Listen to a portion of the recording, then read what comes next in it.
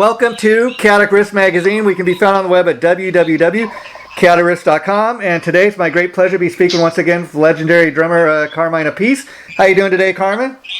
I'm very good, man. How you doing? I'm doing great, and I got to tell you, I'm really enjoying your Guitar Zeus album, the 25th year anniversary, release. And let's talk a little bit about that, because anybody who doesn't know the history of Guitar Zeus, I think your record company, Deco Entertainment, they're doing a great job of, it's, I think, really receiving the proper kind of release it always deserved, if you know what I mean. Yeah, they're doing a great job. I'm glad I did this with them, because I like the marketing. They're really on top of it. They hired, like Chipster, who's, as we know, is a great PR guy, and just the packaging and the marketing of it is really well. They're taking care of all the social media marketing, unlike some other labels that tell me, put this on your social media, Yeah. I don't like social media that much. I got you. Now let me ask you, as far as the new release, I know there's a vinyl release, and I want to ask about the CD release, because I've been having trouble finding that. Where's the best place people can go to get this? Well, this is a box set. Okay. So it has 4 LPs, 3 CDs, 39 tracks, wow, a booklet, and then they have a bundle also, which is you can get all that, what I just said, plus a piece of jewelry, which is a stainless steel of my face logo on a black chain with a Guitar Zeus pick, wow, a T-shirt, and an autographed photo. Wow. That's the bundle. Yeah, that's cool. But as far as just getting music, you can get it on iTunes. Okay. You can buy the whole thing on iTunes, I believe, individual tracks or the whole thing. Yeah, the packaging too, I think, is what makes this real nice, because you can buy it however you want, but people got to understand this is more than just a reissue of the previous album. You've got different tracks on here that were not on the original. So let's talk about that. Like, were any of these tracks newly recorded, or did you have these tracks laying around? No, nothing was newly recorded as far as the tracks go. Okay. What I did do is I had 2 songs that were never released that were on 24-track analog. I transferred them to digital and made sure all the vocals were right, and then we added guitar players, and we added Tommy Thayer from Kiss. Wow, yeah. On one track called Mystified. And then we did another version of Mystified with Derek Sherinian from Dream Theater and Sons of Apollo. And he played keyboard sounding like a guitar. Oh, wow. So that's another version of that same track. But and also on the track that Tommy Thayer played on, the keyboards on that are also Derek Sherinian. Then there's another track called Surrender, which I put a new young guitar player who plays with a group called Kodiak, plays like Eddie Van Halen. He's on that track, which is another new song. Then I have a new song with Bumblefoot from Guns N' Roses, which I did the same thing. It was recorded back in the day, and we digitized it. And then we mixed it and then mastered it by analog again. Then there's a track called Angels by a Japanese guitar player, it's an awesome track. And another track by John Norum, and a few other odd tracks that weren't on different versions of the American release of Guitar Zeus before, which really weren't released properly anyway. So this is really a proper release. Other than those tracks, I mean, there's plenty of other tracks that nobody ever heard. That with Neil Sean, Zach Wild.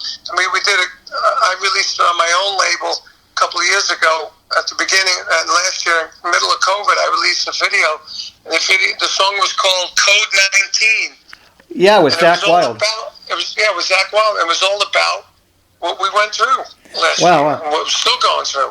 And we also did a video with Brian May in the video with us called Nobody Knew. So there's like 4 or 5 videos on YouTube for Guitar Zeus that I released, and the 4 that I released, and it's the one that Deco released, Yeah, because what was really impressive to me is I recently ordered Guitar Zeus, but I got the version that was released on your Rocket Records, and that's got 12 tracks. And then when Chip sent me the link to kind of check this out, I couldn't believe it, man. 39 tracks. That's quite impressive, and you're definitely giving people their money's worth. 39 tracks equals one. I did Guitar Zeus 1, Guitar Zeus 2. Those were like 12, 13 tracks on each one. You know, and then I did Guitar Zeus Japan, Guitar Zeus Korea. Wow. Right?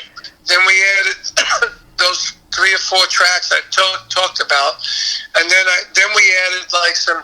You know, every time we record in the studio, we would take home digital audio tape mixes of what we did that day. So there's 3 of those on there as well, which have no guitars on. It's just me, Tony Franklin, and Kelly Keeling playing rhythm guitar.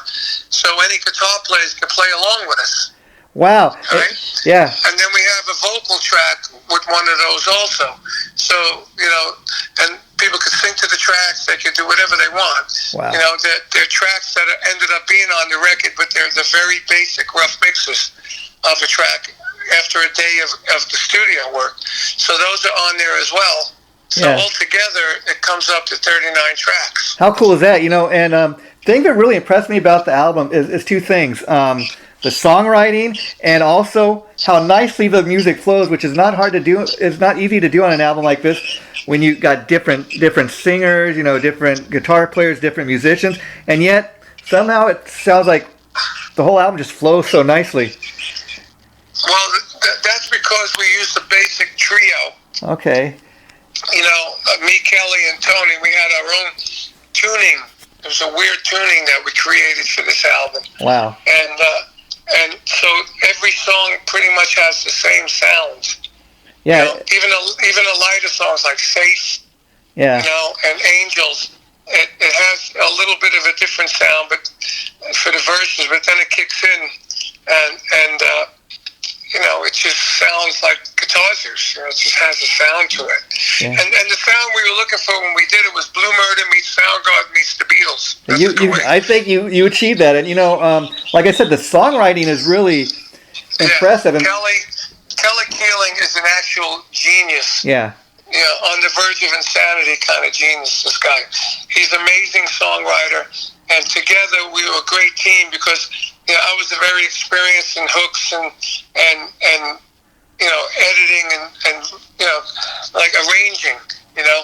Yeah. And he had so many songs that was too much on it. It was like, I said, man, I'm going to be like the butcher. I'm going to cut the fat off. Yeah. I'm going to edit them and edit it so it really flows as a song. It makes a great song. And then some songs like Angels, I wrote the melody and the chords on the keyboard. Another song called Nothing, I wrote the guitar part, the riff. You know, so it's different things that I wrote riffs and stuff. You know. That's interesting. And you know, it's really it was a great combination. And Tony Franklin got involved in the songwriting, but I consider Guitar Zeus series some of the best songwriting I've ever done in my career, and some of the best recordings I've ever done in my career. Even if we didn't have all these guitar players to come in and you know, and be the drawing card, you know, and be the drawing card to people that hear the album. The albums would have been great anyway because they were great songs. Oh yeah, I mean that's the thing that really impressed me after listening to the entire album. I mean, you think being Carmine Appice, these would be songs that are heavy on the drum, but it really comes across that what's important to you is what's best for the song. Yeah. I mean, the drum sounds were great. Yeah. I had 2 guys, Phil Caffel and Pat Regan, did most of the mixing because I ended up doing Guitar Zeus Japan. And Guitar Zeus Korea. There's 2 of those guys on there as well. Yeah. You know, and Pat Regan mixed all that for me. So he mixed Guitar Zeus 2. He mixed these new songs. He mixed Japan and Korea. So he mixed 30 tracks of Guitar Zeus for me. Yeah. I mean, then we got like people like Steven Seagal on it. Yeah, I see that. Wow. And John McEnroe. Yeah, you wouldn't even think so, but you know, and the other thing about the song I really want to kind of really stress is, again, I think people don't realize how much on all your projects you're involved in the songwriting. I mean, an artist you're currently working with producing is this girl named Lisa G, and she tells me, oh man, I think people would be surprised and just what a great producer Carmine is, how involved he is in in like the songwriting and helping to develop a song. And Yeah. listening to this, you can hear that, you know. Well, I mean, we're just completing 3 more songs for Lisa. Wow, wow. And is it 4? 3? 3 more songs. We got 2 already recorded. 1 we released already. We're going to do an EP for Deco. You know, they said, you know, we don't want to do anything more with Lisa until we have more music. So Yeah. let's get at least an EP together. So we're finishing 3 songs. She just sent me a vocal this morning. Yeah. You know, and we just finished the 2nd one. Now we're starting on the 3rd one. That's going to be a cover of Bad Motor Scooter by Montrose. Oh wow, I could see her doing that. Wow, that's cool. Yeah, Yeah. because she's a motorcycle chick. Yeah, yeah. You know? And of course, I did what I do best. I rearranged it, you know, and made it like a totally different kind of song. Yeah. And now you touched on the name Kelly Keeley, who's a vocalist on all these tracks, and I know on the 2nd Blue Murder album he plays with you. Why do you think that version of Blue Murder didn't last too long? Well, because grunge was king. Yeah, that okay. Was the end of Yeah. You know, the first Blue Murder album didn't make it Yeah, yeah. big. It made it big in certain parts of the world. We toured Japan and did great. But the second, over here, it did nothing. It did 250,000 units when everybody was selling 5 million. Yeah, yeah. So anyway, but that's where I heard Kelly. Yeah. And I was doing a tour of Japan in the 90s. I spent most of my time in the 90s in Japan. Oh wow. Because again, we were like dinosaurs over here. Guys like me, unless you were in like, you know, Aerosmith or Kiss or some giant band. You know, everybody else was like a dinosaur, and it was all about grunge. And that's where I did the record deal out of Japan for Guitar Zeus in the mid-90s. Now let me ask you, was Guitar Zeus really big in Japan? Because I remember, like, for years, kind of, like you said, the deal was in Japan. It was available, like, mainly as an import. So we went to number 3 on the Burn charts, which was the main heavy rock charts. Yeah. In Japan, you know, like the Blue Murder record was around the same thing. We were used there. We never really played there. Yeah. I did promotional stuff at different things, you know, throughout Japan with Kelly. Yeah. And I did it in Europe as well, but I never played Japan with a proper gig. Okay. The only proper gig we ever did as Guitar Zeus was at an AM show. Oh, wow. And we had me, Tony, and Kelly, and we had Paul Gilbert, and the guys from King's X, and another guitarist, maybe Doug Aldrich or something like that. And we did a show.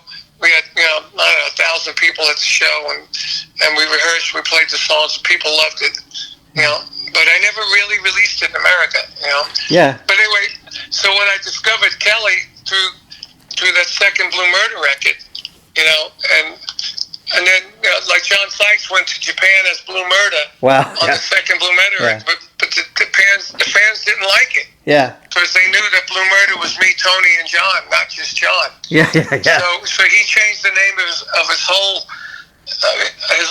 act and projects in Japan to just call Sykes. Oh, wow. You know? Yeah. And then he went over as Sykes and played.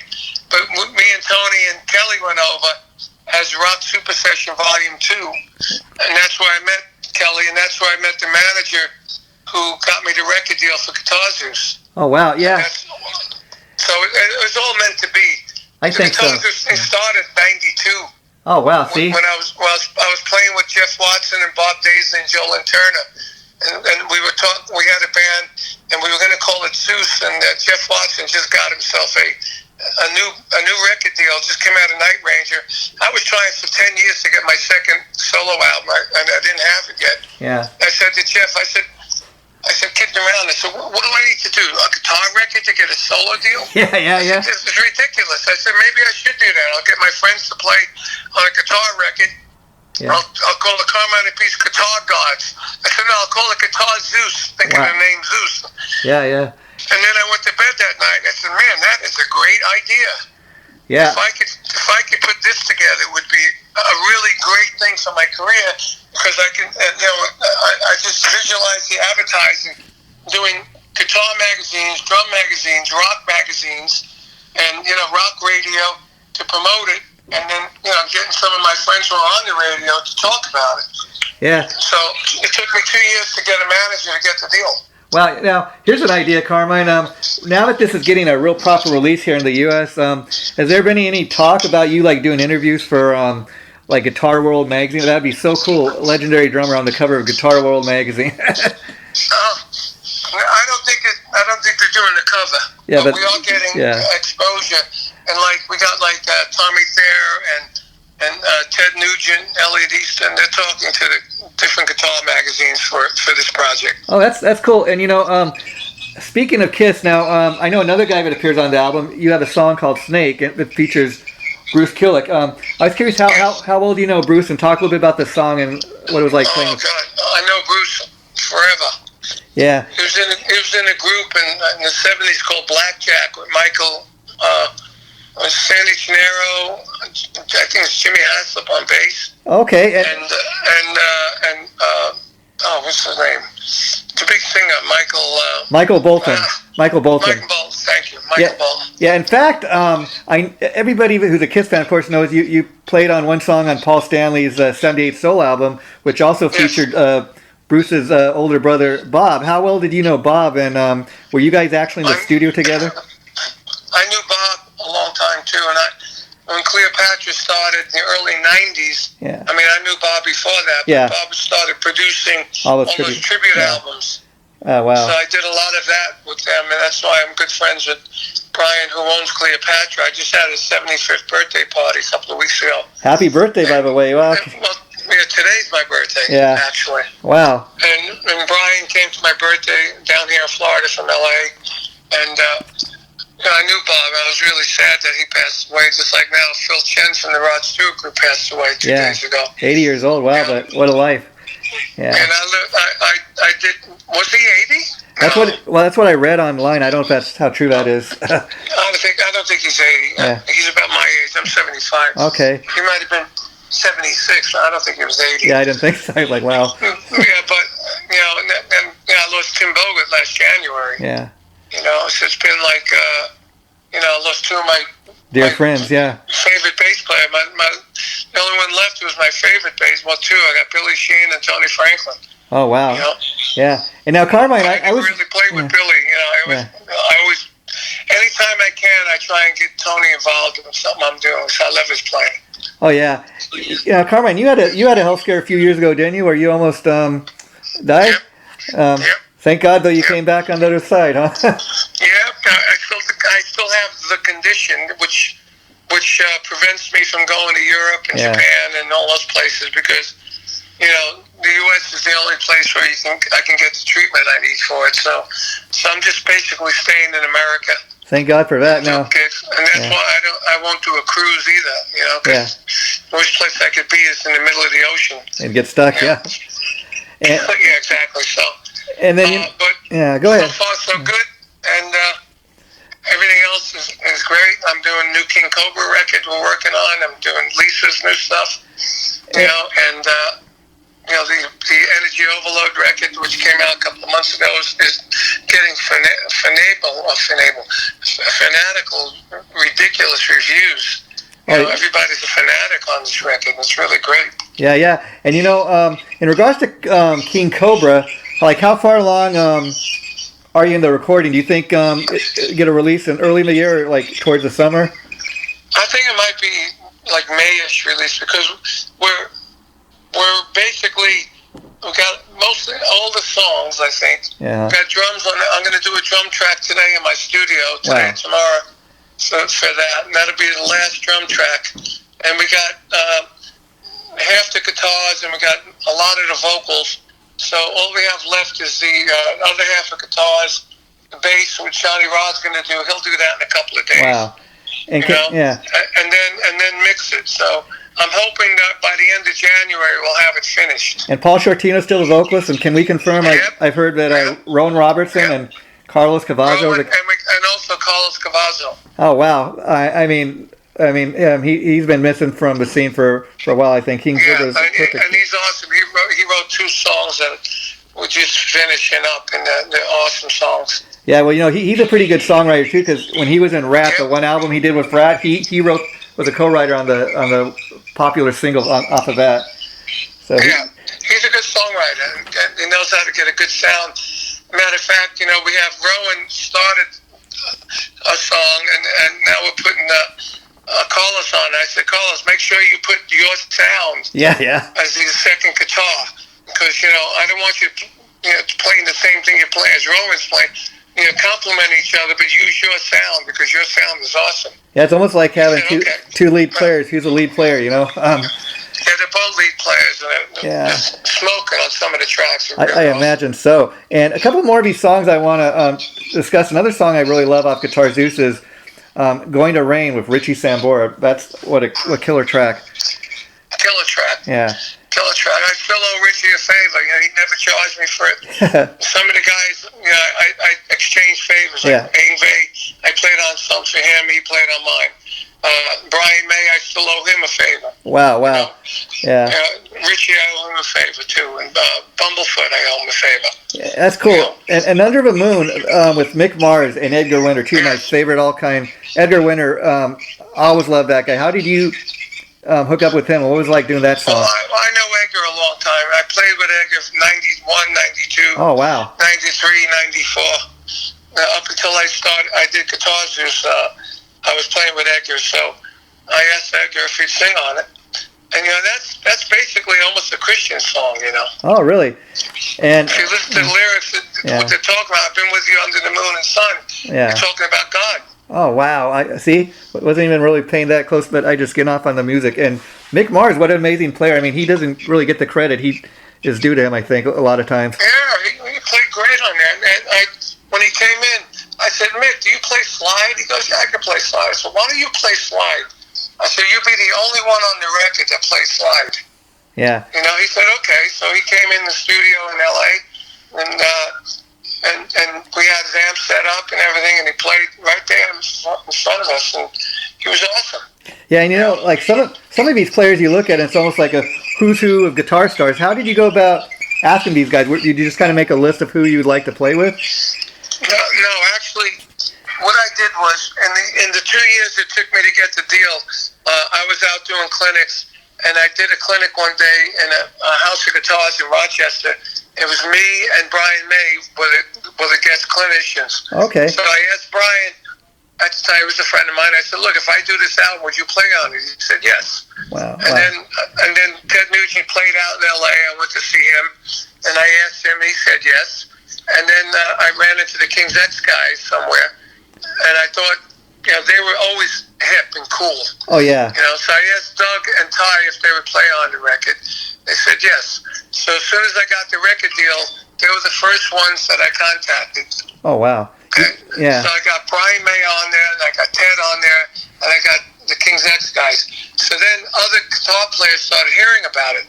And Kelly Keeling went and did that track, that album that I played on with Yngwie. Kelly was doing some vocal for him, and he heard about it through Kelly. And Kelly said, Yngwie wants to play on it. Oh, wow. So once we got Yngwie, then everybody go, whoa, you got Ted, Brian, Yngwie? Who else? Yeah. I want to play on it. Yeah, so like... So then we would call, Slash, and Slash said, yeah, I'll do it, and then got Slash on it. Because you got to remember, in those days, we were all dinosaurs. Guns N' Roses wasn't together. Yeah.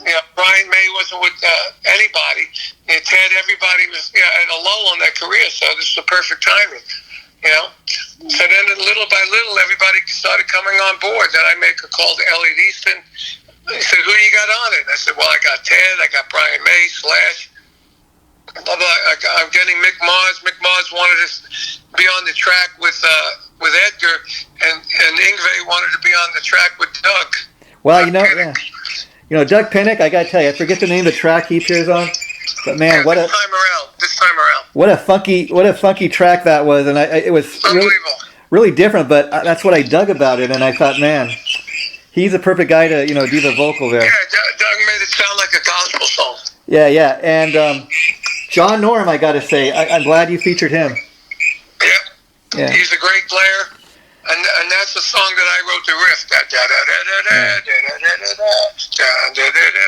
wrote that on guitar. So like with that special tuning. Yeah. So like you said, these songs are all written, but like when you have a guy like Doug Pinnick come and put his stamp on the song, did you kind of tell him how you wanted it to sound, or say, Doug, just do your thing?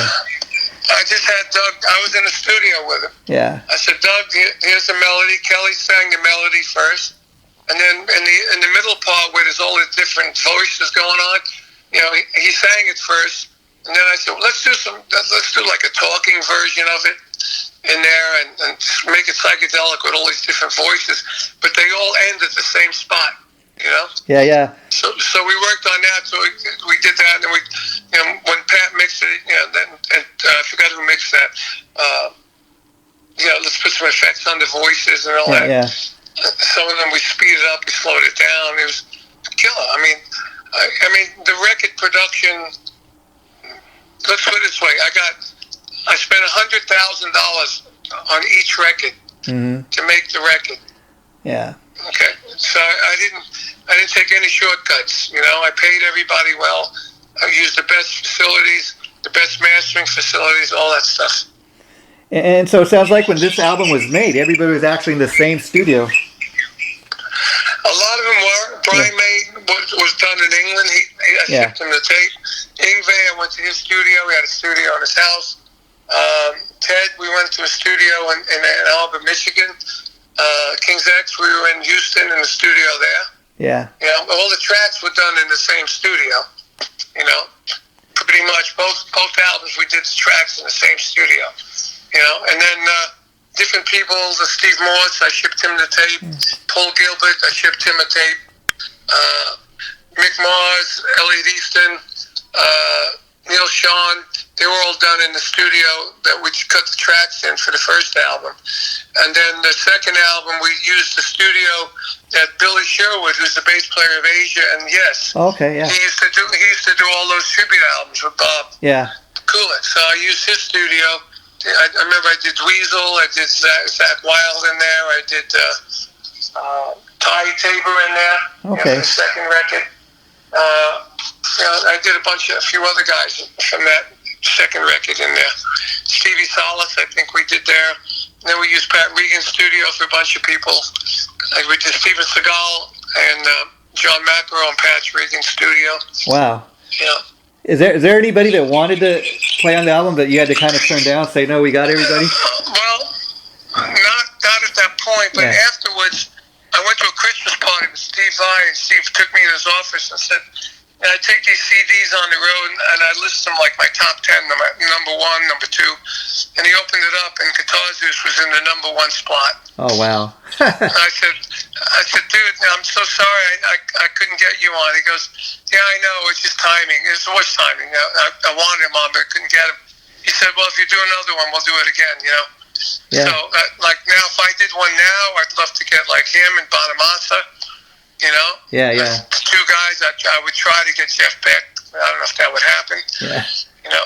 But there's a lot of great guitar players. I would try and get John Sykes, you know? Oh, yeah. It would be a really great Guitar Zeus 3, you know? Yeah, and so you think any chance to do like a one-off show to promote this anywhere?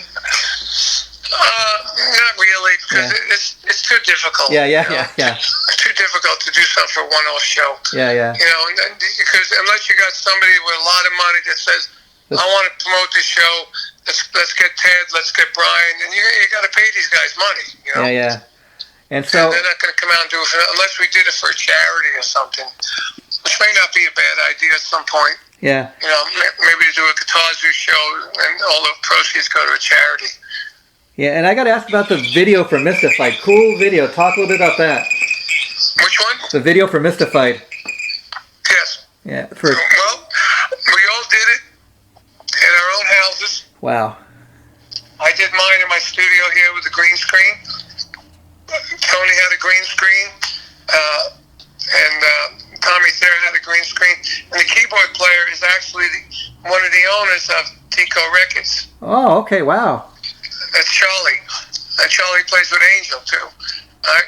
And basically, you know, it's actually Derek Sherinian playing keyboards on that. But Derek did me a favor. Again, I owe him a favor. And played on the record because I helped him start years ago. I got him on a Vanilla Fudge Live record. Oh, wow. Playing B3. I showed him how to play the B3, and that was the first big thing he ever did.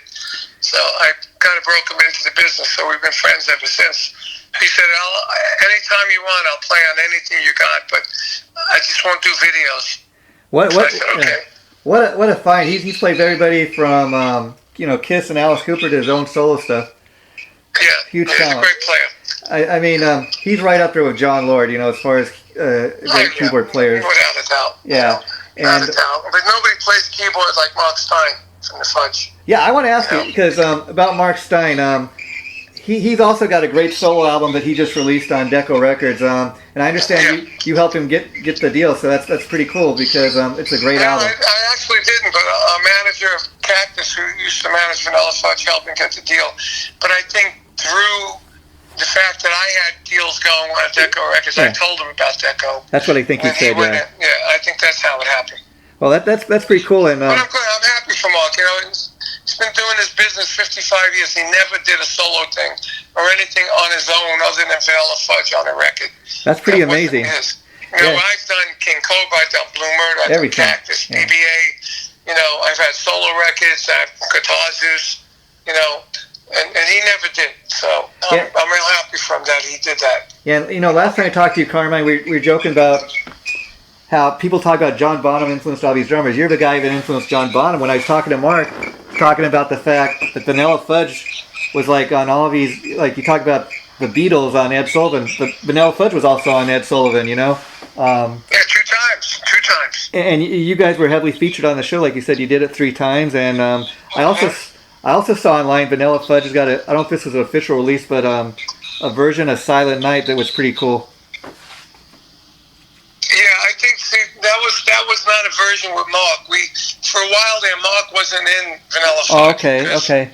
Yeah. We had a big hassle. We had lawsuits going and all that stuff. And then that's all in the past, finally, though. Yeah. In 2005, we had a manager that got us all makeup, including Tim, and we went out on tour with the original band with the Doors of the 21st Century with Robbie and Ray. Wow. And Phil Chen, funny enough, was in that. The bass player just passed away. Yeah. And we were doing sheds all around the country until we were shut down by John Densmore. And he didn't like the idea that they were using the Doors of the 21st century. Yeah. Yeah, so then we got back together. And we've been friends ever since then, But before that, so Mark wasn't in that, so he didn't do Silent Night. I don't think it was him. Just like Vanilla Fudge has a version of Star Spangled Banner with the other singer. Okay, but you know what? Aren't you glad, though, at least you can say, by the time Tim Bogart passed away, you guys were all on good terms. That's a way to end it. Yeah, we were all, and Tim wasn't even playing in the band. Yeah. At that point, he retired 10 years before that. Yeah. And yeah. And I was going to ask, what's going on with the Appice band? Are you guys working on a new release for that as well? Which band? Appice, the one with Vinny and Jim Crean. Well, we just got a new manager that's going to put us out on gigs because our physical live act is basically a tribute to our career. Oh, that's true. Yeah. So we don't really need another album. I got you. Yeah. We have another song that Vinny needs to put drums on. That's a great song that will probably get us another deal. But as in all these records, deals like King Cobra, the Guitar Zeus, and my other one, Energy Overload, you don't sell a lot of records these days. And in the end, by the time you're done making the record, seriously, the money you're making 10 cents an hour. Yeah. So with that band, I'm not sure that we really need it. Yeah. Need to do another. We have so much history catalog we can pull from. Like now, we're going to add Hot Legs to it. We're going to add Rainbow in the Dark. There's so many other songs we could add to it, like a heavy version of Passion by Rod. Oh, wow. And do another, Black Sabbath song, or Dio song, or Blue Murder song, a King Cobra song. Yeah. We don't really need it to do another record, And I guess final question for the day, man, I'll let you go. Anything happening with Cactus? With Cactus? Yeah. Well, I was notified yesterday that there's about 8 promoters that want some gigs with Cactus, so we're going to try and do them in the month of March. Because in the month of April, we're doing Vanilla Fudge, and then May and June, I think we're going to be doing me and Vinny. And like I said, we have this new agent. Yeah. for me and Vinny, that's going to put us on tour like a Led Zeppelin tribute that does really good numbers along with us, because we're a tribute too. Well, if I could just throw in a name, I don't know if you've heard of Led Zeppelin. They're really great one here in Los. I know Led Zeppelin. They're from LA. Yeah, and I was interviewing once the singer Swan, and they actually, I don't know if you... I know Swan for so long. Yeah. Since the early 90s when he was just doing sound. He was doing sound for what the hell is that band? Steel Panther. Oh, wow. They weren't called that. Yeah. They were called something else. Yeah, but I was just going to say, when Led Zeppelin did their reunion show in London, Led Zeppelin was their guest. Led Zeppelin was their special guest backstage. Could you imagine that? Good. Yeah, that's pretty cool. Well, I just saw the best one was Jason Bonneville. Really that's, you can't get better than that, really. Yeah. And I went with Nico McBain to see that down here in Hollywood, Florida, to Hard Rock, and we got in there just as seeing Jason going up to the dressing room to get dressed. So after the show, he said, "Yeah, just what I needed to see you and Nico and Carmine just before I go on." She says, "Now you're probably counting how many Carmine drum fills I'm going to do." Yeah. You know? Wow. Yeah. So I said, "No, I didn't count them." I said, "Nico did." That's pretty cool. Well, Carmine, I'd like to go ahead. But that's the idea. I mean, a Led Zeppelin thing, opening up for me and Vinny doing our tribute to ourselves. And then I could tell, we could tell Led Zeppelin stories in between, and stories of, John Lennon. My brother worked with John Lennon and stuff like that. Yeah. Oh, cool. And now, in regards to Crean, is he still in your guys' band, or do you have different singers? Oh, cool. Yeah. Okay. And still in the band, and Artie Dillon, and James Caputo, who's also in Cactus. Oh, wow. Okay, well, Carmine, thanks for taking time to talk to us. I've really been enjoying listening to your Guitar Zeus album. I urge people to go get it, because it's... really, you get your money's worth, and it's quite a collection, I think. And look, even if you can't get the whole thing, you can still get it. On the box set, go on iTunes and buy it. Yeah. Because really, and people should buy stuff on iTunes and not only listen to Spotify, because you know what? The bands make these records, and they never make any money off it unless people buy the record as a record. Yeah, and Spotify makes you nothing. Yeah, and Carmine and his friends on this Guitar Zeus album, I got to tell folks, you guys deliver as far as the songs, just great songs. Great songs. Some of the best songs I've been involved in. I really think so, Carmine. So you take care, buddy. It's hard to believe it's 25 years old, because it still sounds like now. Yeah, but 25 years, it's finally getting the proper release it deserved always. Yes. Yeah. Thank you. Take care, my friend. Thank you so much, man. Okay, bye-bye. Talk to you again.